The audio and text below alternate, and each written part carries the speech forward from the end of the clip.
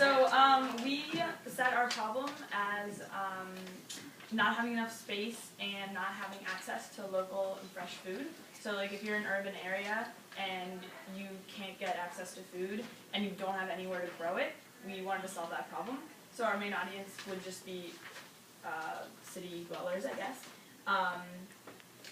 And yeah, we would market through like churches and schools and kind of community-based things. So we designed Garden in a Box, and it is simply a box that contains soil, seeds, a pamphlet about our product, and a how-to guide for gardening for dummies. And so we have a planter box here, and it comes all together when you purchase it, and you simply hang it from your window, and you can grow your fresh produce right from your window.